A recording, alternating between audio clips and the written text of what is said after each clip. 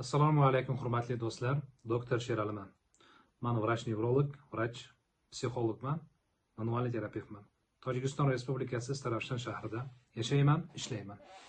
Azizlar, ozish uchun marafonlarda qatnashish, maxsus kurslarda o'qish shartmi? Shu savolga javob beraman.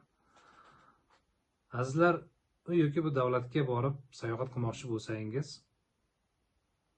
yo'lni biladigan insonlarni yo'l ko'rsatishlari yoki bu shaharni tarixiy mashhur joylarini sizga ko'rsatishlari sizni ishingizni o'ta osonlashtiradi. Siz borib adashib qolishingiz mumkin. Haqiqatdan ham.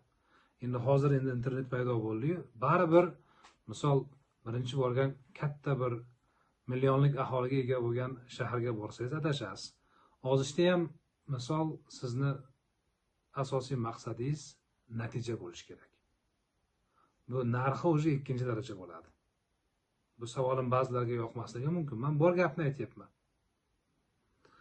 Endi ozmoqchimisiz? Ozish yo'lida ilm kerak. Ozish yo'lida sabr kerak. Bir cho'qqini zabt etgan odam bu cho'qqiga chiqish yo'lida tuzoqlarni yaxshi biladi, nozik joylarini yaxshi biladi. Siz esa o'sha cho'qqiga endi birinchi marotaba chiqyapsiz. Shu nuqtai nazardan ustoz kerak. Aniqrog'i ilm kerak. Endi bu ilm kerak dedimmi, ba'zilar kursda qatnashadi. Marhamat, meni hech bir qarshilik joyim yo'q. Mana bu kallani ishlatsalar bo'ldi. Marafonlarda qatnashadi. Marhamat, faqat tutgan yo'llari to'g'ri bo'lishi kerak. Ba'zilar misol yoki bu kuchli dietologlarni kuzatib borishadi. Bu ham foydali, chunki bunda ham ilm olish mumkin. Bir inson bir oylik kursda 20 ta ilm olishi mumkin.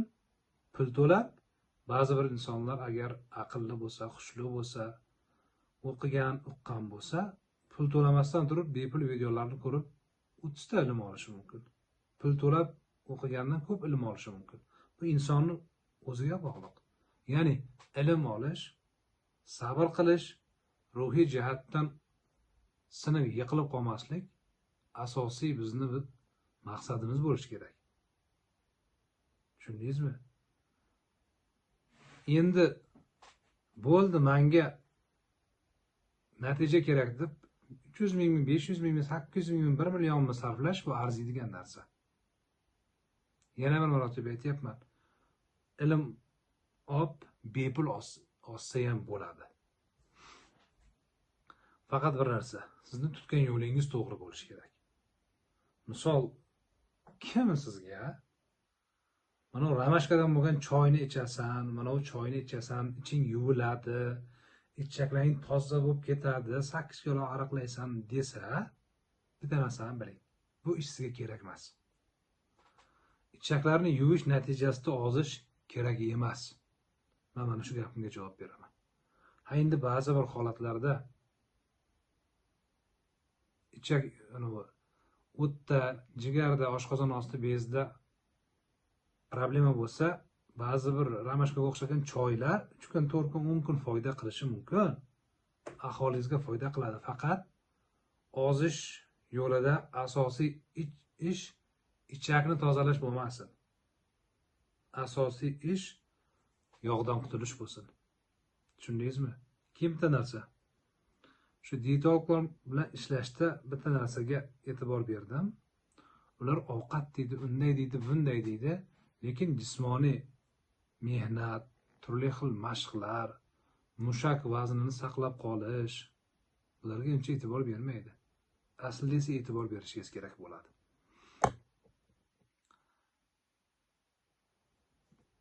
Tavakkal. Ozaman nima bo'lsa deb ilmsiz ishni boshlamang. Xohlasangiz u yoki bu mutaxassisning oldiga boring.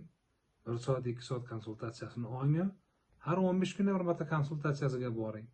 Xohlasangiz o'sha 1 oylik kursiga yoziling, lekin mehnat qiling. Tushundingizmi? Xohlasangiz kitobni sotib oling, o'qing. Ozish o'shanga arziydi. Ozish o'shanga arziydi. Ozish puliga arziydi.